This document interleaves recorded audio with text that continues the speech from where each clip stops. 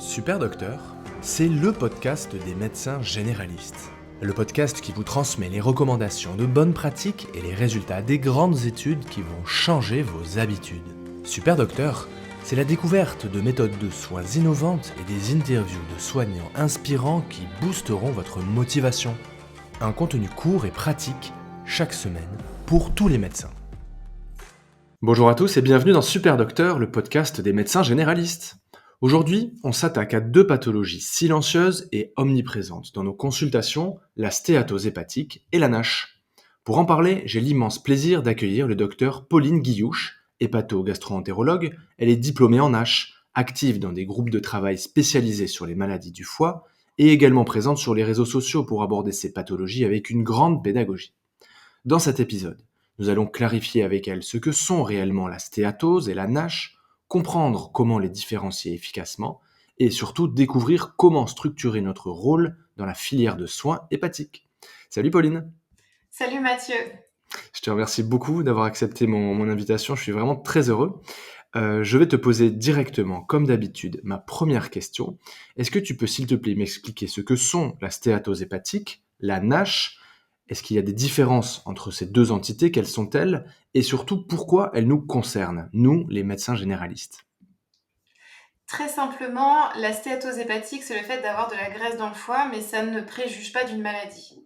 Tandis que la NASH, alors aujourd'hui on dit la MASH, c'est pour la même chose, c'est simplement que la nomenclature a un peu changé, et donc il est possible que j'utilise le mot MASH.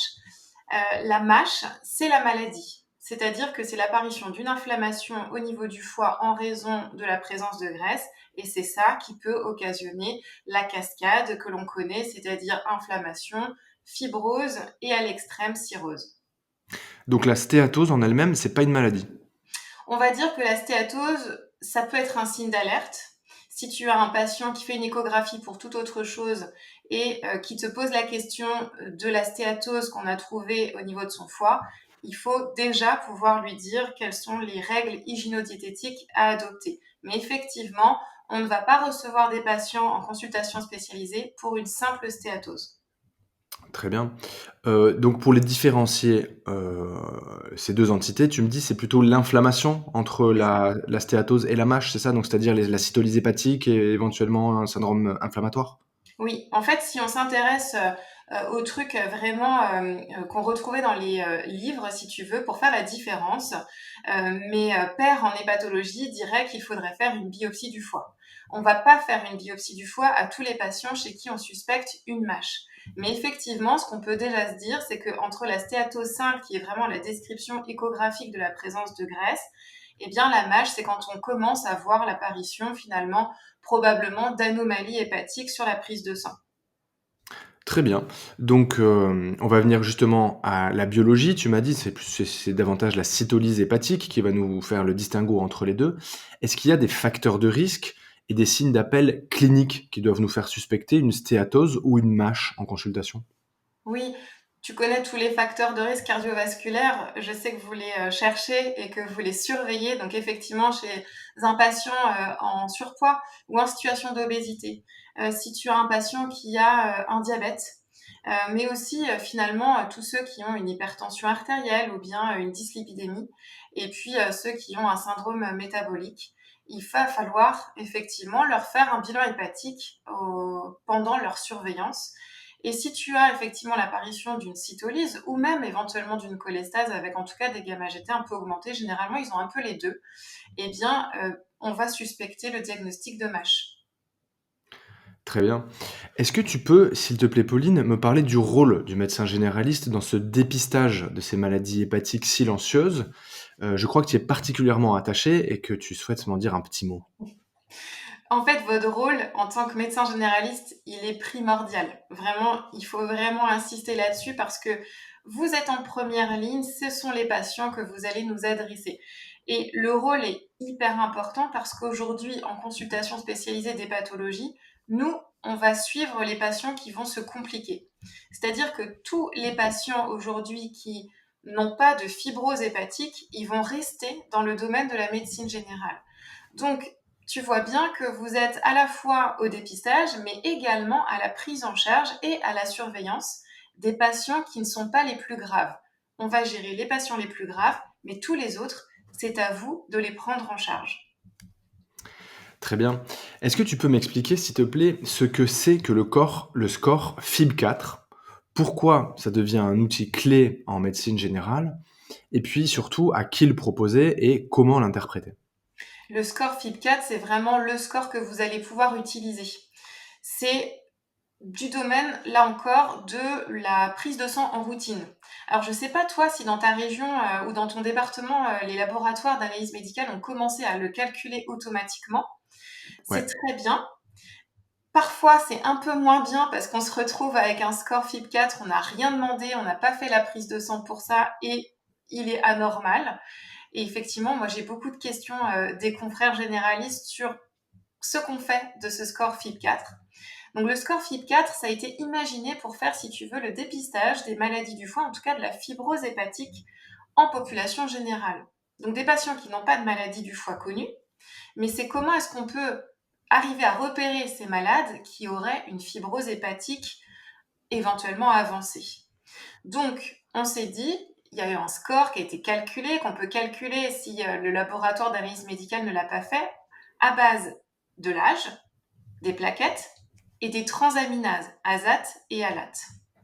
Et en fait, si tu tapes dans Google score FIB4 calculateur, tu vas trouver plein de calculateurs et si tu as ces 4 données, tu vas pouvoir calculer le score FIB4 de ton patient. Le score FIB4, il est normal quand il est inférieur à 1,3. Et ça veut dire vraisemblablement, de façon assez sûre, que ton patient n'a pas de fibrose hépatique. Ça, c'est une quasi-certitude. Le problème, c'est qu'il y a des faux, des faux positifs. Tu vois bien que dans ton score, tu as l'âge. Donc déjà, c'est pas adapté pour les âges moins de 18 ans et on dit globalement plus de 70 ans, les âges extrêmes.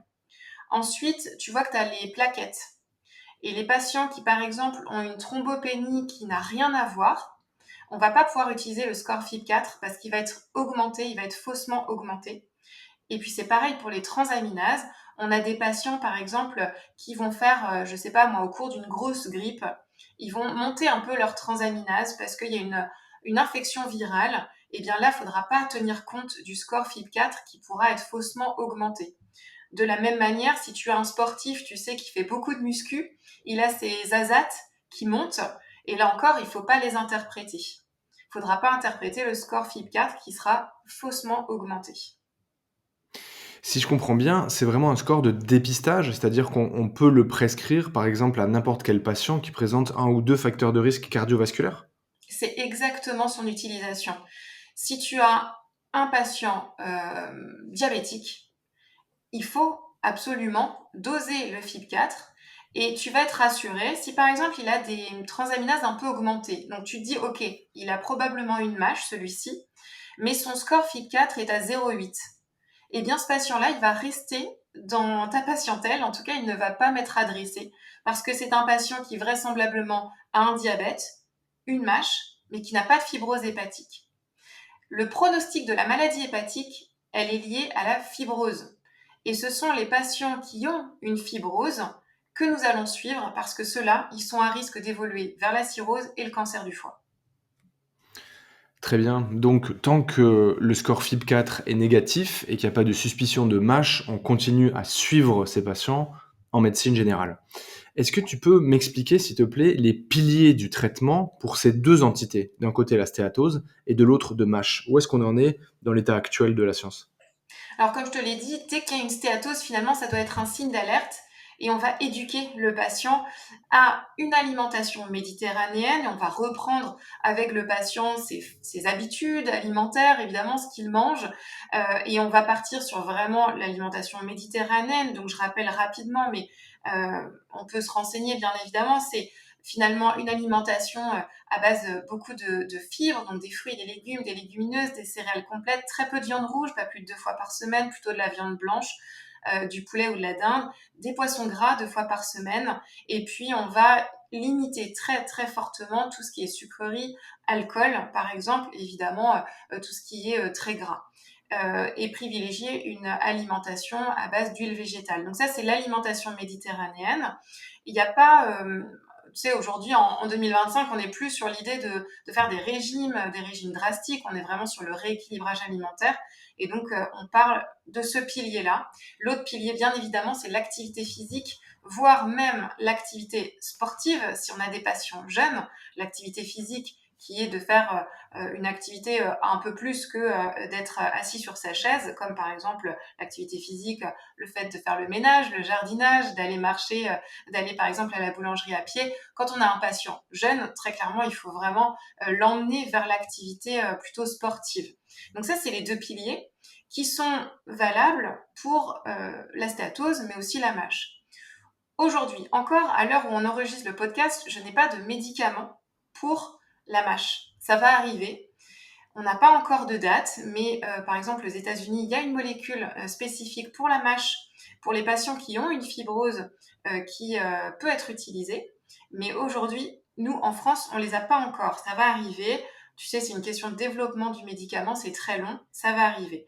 On a quand même, chez les patients diabétiques ou non, les analogues de GLP-1.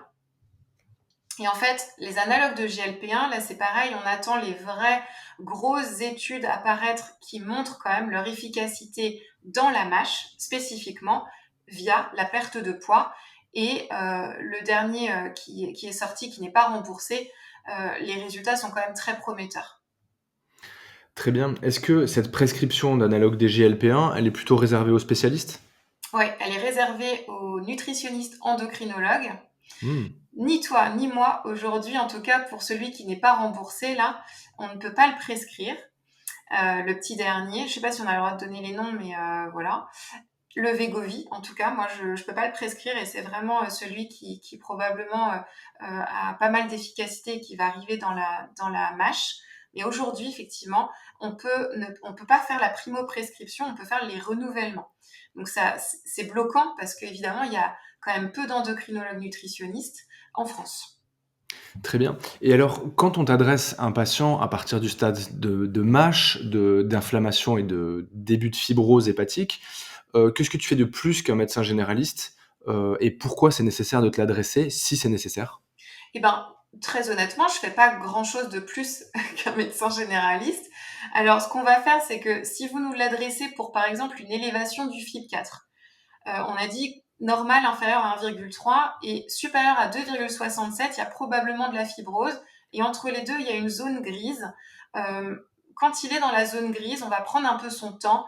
On va déjà évoquer avec lui, par exemple, le fait de perdre du poids, de se mettre à l'activité physique et on va recontrôler. Mais si au deuxième contrôle, le FIB4 est toujours un peu augmenté, alors vous allez nous l'adresser et nous, on va compléter avec une mesure de fibrose qui est, par exemple, une mesure d'élasticité hépatique qu'on va faire au cours d'une échographie. Donc ça va nous permettre, si tu veux, d'affiner ce score FIB4 en se disant est-ce que oui ou non il y a de la fibrose significative. Donc ça c'est la première des choses qu'on fait. Souvent effectivement moi je travaille en libéral donc on fait une échographie, on va regarder quand même l'état du foie. Et puis ces patients qui ont une fibrose significative, donc une fibrose sévère voire une cirrhose, ceux-là on va les surveiller régulièrement pour éventuellement voir s'il y a un carcinome hépatocellulaire qui risque de se développer. Très bien. Comment est-ce qu'on doit les suivre, ces patients, d'une consultation à l'autre? Quel objectif doit-on essayer d'atteindre? Est-ce qu'il y a des, valeurs biologiques à surveiller spécifiquement? Comment tu fais, toi, au niveau clinique et paraclinique, pour suivre ces patients stéatosiques et atteints de MASH? Alors le Graal, ce qu'on dit, c'est que pour réduire la stéatose, voire pour l'éliminer, il faudrait que les patients perdent 10% du poids total de leur corps. C'est ça que les études ont montré. D'accord? Donc un patient de 80 kg qui a un foie stéatosique, s'il perd normalement entre guillemets 8 kg, on est plutôt très bien. En pratique, c'est difficile à obtenir, mais c'est vrai que l'objectif chez les patients qui ont une MASH, ce serait une normalisation de leur bilan hépatique. Et si tu veux, la régression de la MASH est de repasser à l'étape d'avant qui est la stéatose simple. Et ça existe. On a OK. des patients qui guérissent complètement. Donc c'est réversible jusqu'à un certain stade? C'est réversible globalement jusqu'au stade de cirrhose. Très bien. Du coup, je rebondis là-dessus. Est-ce que tu peux, si tu en as, nous partager un exemple concret d'un de tes patients dont l'évolution a été positive grâce à un diagnostic précoce et un cas qui montrerait éventuellement que notre rôle peut vraiment faire la différence pour, ces patients? C'est ouais, alors j'en ai quelques-uns. Notamment, j'ai l'exemple il y a pas très longtemps là d'un jeune patient, parce qu'on a des patients, aujourd'hui au cabinet, hein, vous nous adressez des patients qui ont entre 18 ans et plus de 70 ans. Et là, c'est un patient assez jeune que j'ai vu pour la première fois, qui m'a été adressé donc par un confrère généraliste pour des anomalies du bilan hépatique assez importantes, tu vois? Une hypertransaminasémie, mais vraiment assez costaude, chez un jeune homme de 35 ans. Et en fait, au cours du bilan, diagnostic de MASH chez un patient qui avait une hygiène de vie qui n'était pas parfaite, un petit peu d'alcool festif, une alimentation le midi un peu rapide, pas mal de sandwich et puis pas du tout d'activité physique. Aucune activité sportive. Je l'ai suivi pendant 5 ans et puis cette année, il est complètement guéri. J'ai arrêté de le suivre et en fait, si tu veux, le message aussi dans cet exemple-là, c'est que pendant 3 ans, il s'est rien passé. Mmh. Il s'est rien passé du tout et ça, tu peux le voir, je pense, avec des patients, c'est-à-dire qu'ils viennent te revoir année après année, ils n'ont rien changé et puis à un moment donné, il y a un déclic. Tu leur as pourtant répété les mêmes choses chaque année sur l'alimentation, sur le sport et en fait, lui, il a eu un déclic il y a 2 ans. Il a complètement changé son alimentation. Il s'est mis à l'activité physique. Là, cette année, il a couru 2 semi-marathons. Et puis, petite cerise sur le gâteau, alors que je lui avais rien demandé, il a arrêté complètement de boire de l'alcool. Mais tu vois, c'était une envie, quoi. Mmh. Et en fait, là, il a complètement normalisé son bilan hépatique. Il n'y a plus de stéatose dans le foie. J'ai plus de raison de le suivre. Et on a arrêté le suivi. Et tu vois, c'est quelqu'un qui aujourd'hui a une petite quarantaine. Et en fait, il a réussi, par ce dépistage précoce, à probablement empêcher la spirale infernale de la survenue du diabète, je sais pas moi, de l'AVC, de l'infarctus, etc. C'est super intéressant parce que tu soulignes un point très, important, c'est que, il s'est rien passé pendant 3 ans, tu l'as continué à le suivre et puis, 3 ans après, il a commencé à entamer une démarche. Dans une époque où on est habitué, on a tous envie d'avoir des résultats rapides, tout le monde demande quelque chose, un médicament, quelque chose qui va pouvoir très rapidement, te guérir. Bah, en fait, dans la vraie vie, c'est pas ça. Les vraies interventions, sur l'alimentation, sur l'activité physique, ça prend beaucoup de temps. Donc faut pas baisser les bras, quoi. Faut garder, espoir, il faut suivre ses patients sur la durée, nouer une vraie relation et tu montres qu'au bout de 3 ans, il a commencé à peine, c'est beau, c'est une belle histoire. Du coup, combien de temps, est-ce qu'il faut se laisser, devant soi pour espérer qu'une stéatose, discrète, c'est-à-dire un foie hyperéchogène à l'échographie, un peu hétérogène, avec un bilan biologique normal, chez un patient qui décide vraiment radicalement de se prendre en main, combien de temps ça va prendre pour que le foie redevienne «sain» entre guillemets? C'est hyper rapide. C'est hyper rapide. Probablement qu'en quelques semaines, c'est déjà inversé et tu as un foie qui n'est plus brillant à l'échographie. C'est vraiment très rapide. À partir du moment où les patients ont perdu ce poids, en fait, si tu fais une échographie, tu verras plus ce foie brillant, tu auras un foie normal. Et en fait, c'est pareil sur le bilan hépatique, ça se normalise très, très, très vite, probablement en quelques semaines, quelques mois. OK, au stade où c'est encore réversible donc. Oui. Est-ce qu'on sait, quand on a dépassé la limite de l'irréversibilité? Est-ce qu'il y a des signes qui nous font dire: «OK, là, on sait qu'on pourra plus jamais revenir en arrière»? Bah, tu vois, c'est chez des patients qui ont une cirrhose avec des complications, une cirrhose compliquée avec de l'acide, par exemple, tu vois, avec une décompensation de leur maladie du foie. Finalement, ça concerne pas tant de patients que ça, hein, les patients qui sont décompensés, parce que encore une fois, même au stade de cirrhose, tu as toujours à gagner à pouvoir contrôler quand même le foie. Le foie peut au moins, quand il a une cirrhose, être stabilisé et éviter les complications. Donc, il y a toujours à gagner à contrôler ces facteurs de risque. Très bien. Et est-ce que tu as un record, un triste record en l'occurrence, du plus jeune de tes patients ou de ta patiente que tu as avec qui tu as diagnostiqué une stéatose ou même une MASH? À 18 ans. À 18 ans. Ouais. Tu sais que moi 18 j'ai eu 13 mois, ans, 13 ouais, ans ouais, récemment. ouais. Incroyable. Non, mais ça, Heu, c'est le problème, c'est que si tu veux, ce qu'on explique aux patients, c'est que finalement et là aussi, c'est un message assez général, c'est que diagnostiquer une MASH à 70 ans, c'est pas que c'est pas grave, si tu veux, mais si c'est une MASH à 70 ans sans fibrose, tu vois bien que 20-30 ans plus tard, bon, c'est pas le problème. Par contre, diagnostiquer une MASH à 25 ans, avec 30 ans d'évolution, le problème, c'est que c'est peut-être la cirrhose à 40 ans. mmh. C'est ça le souci. Donc là, à 13 ans, tu vois le souci, quoi, C'était derrière. incroyable. C'était un jeune garçon, j'ai fait un post là-dessus sur les réseaux, qui avait une hygiène de vie, catastrophique, complètement délaissé par ses parents. Pauline, je te remercie beaucoup, c'était super intéressant. Est-ce que, avant que nous nous quittions, tu aurais un message clé, pour nos confrères et nos consoeurs généralistes qui nous écoutent, au sujet de la stéatose, au sujet de la MASH, qui doivent donc faire partie de notre radar en consultation? Moi, je prône évidemment pour les maladies du foie, mais ce qui est important, c'est que si on diagnostique une MASH, c'est qu'il faut absolument en parler au cardiologue parce que vraisemblablement, c'est une maladie globale. Donc, moi, ce que je dis systématiquement, c'est qu'un bilan cardio chez un patient à qui on a diagnostiqué une MASH, c'est probablement une bonne idée parce que ces patients-là, si tu veux, ceux qui n'ont pas de fibrose hépatique, ils vont pas mourir de leur foie. Ils vont mourir de leur cœur, ils vont mourir de cancer. Et ça, c'est vraiment important. Le foie, c'est super, mais les patients qui n'ont pas de maladie du foie évoluée, ils vont mourir d'autres choses et probablement de leurs facteurs de risque cardiovasculaire. C'est très clair. Je te remercie infiniment, Pauline. Je crois qu'on te retrouve, notamment sur les réseaux, sous le nom de Pauline Hépato, c'est ça? Tu fais de l'hépato plutôt grand public, je crois? C'est ça, exactement. Super.